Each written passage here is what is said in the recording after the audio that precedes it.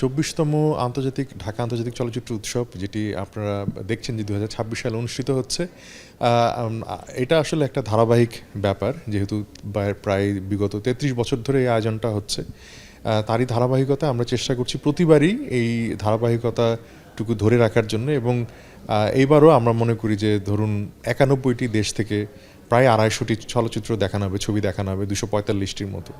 কাজে সব মিলিয়ে এই আয়োজনটা কিন্তু সবসময় যদি গড় ধরা হয়, ২৫০ ছবি কিন্তু এই চলচ্চিত্র উৎসবে দেখানো হয়। কাজে এটা যে কোনো পরিমাপেই বাংলাদেশের প্রেক্ষাপটে একটা অনেক বড় স্কেলের বা মাত্রার চলচ্চিত্র উৎসব। কাজে এটা যে অবিচ্ছেদ্য এবং মানে নিরবিচ্ছিন্নভাবে করা যাচ্ছে, সেটা অনেক বড় ব্যাপার। এবং আপনারা জানেন যে প্রতি বছরই কোনো না কোনো চ্যালেঞ্জ এসে আমাদের সামনে হাজির হয়। তার মধ্যে অর্থনৈতিক চ্যালেঞ্জ তো আছেই, কিন্তু সেগুলো আমরা সবসময় ডিঙিয়ে উঠতে পারি, কারণ আমাদের যে ভেতরে সংস্কৃতির প্রতি ভালোবাসা এবং চলচ্চিত্রের প্রতি যে আমাদের নিবেদন, সেটা আমরা অব্যাহত রেখেছি এবং আমি মনে করি যে এটা সামনের দিকেও অব্যাহত থাকবে। এবং ঢাকা আন্তর্জাতিক চলচ্চিত্র উৎসব এভাবেই প্রতি বছর আয়োজনের মধ্য দিয়ে বাংলাদেশে যারা চলচ্চিত্র প্রেমী আছে এবং দেশের বাইরে যারা আছেন, তাদের যে আগ্রহ রয়েছে সেটাকে জাগরুক রাখতে পারবে। ঢাকা আন্তর্জাতিক চলচ্চিত্র উৎসবের একটা শক্তির জায়গা হলো মানুষের ভালোবাসা। যারা চলচ্চিত্র প্রেমী এবং যারা সাধারণ দর্শক এবং যারা এই ফিল্ম ফ্র্যাটার্নিটির মানুষ আছে, তারা একচ্ছত্রভাবে আসলে এই চলচ্চিত্র উৎসবকে সমর্থন এবং ভালোবাসা দিয়ে যাচ্ছে।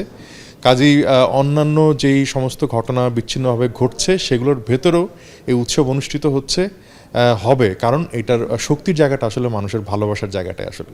গতবারের মতো এবারের উৎসবে West meets east, screen play lab, master class এবং আরও অন্যান্য যে আয়োজন রয়েছে সেগুলো থাকছে। কিন্তু দ্বিতীয়বারের মতো একটি আমরা বলি আর্ট এক্সিবিশন বা শিল্পকর্ম প্রদর্শন, সেটা হচ্ছে 3D আর্ট গ্যালারিতে। সেখানে আপনারা যেতে পারেন, যেটা গতকাল থেকে আসলে শুরু হয়েছে, চলবে 18ই জানুয়ারি পর্যন্ত।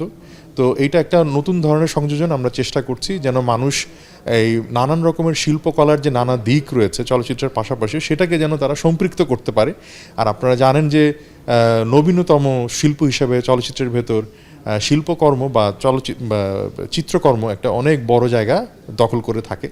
কাজে এগুলো আসলে আমার মনে হয় যে মানুষকে শিল্প চর্চার ক্ষেত্রে এবং শিল্পবোধ জাগ্রত করার ক্ষেত্রে অনেক সহায়ক ভূমিকা পালন করে।